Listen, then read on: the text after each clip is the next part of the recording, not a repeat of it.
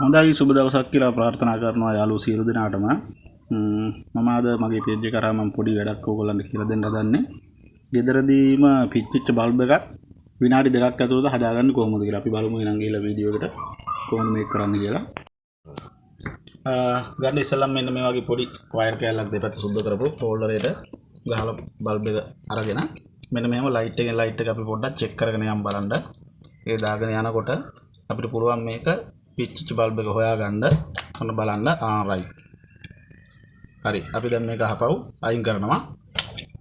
අපි ඊට පස්සේ බලමු මේක කොහොමද කරගන්නේ කියලා. කට් කරමු.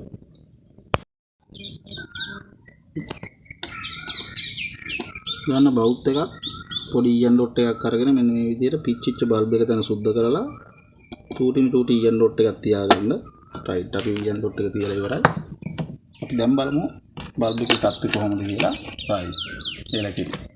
එහෙනම් වීඩියෝ එකට ලයික් එකක් දාන්න, කමෙන්ට් එකක් දාන්න, ෂෙයා කරන්න, මගේ පේජ් එක ෆලෝ කරලා පොඩි උදව්වක් දෙන්න.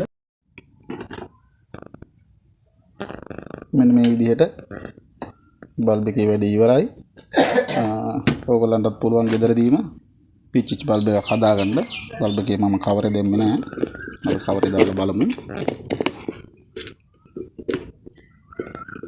කවරෙන් ටිකක් ජරා වෙලා තියෙන කවර සුද්ධ කරන්න ඕන.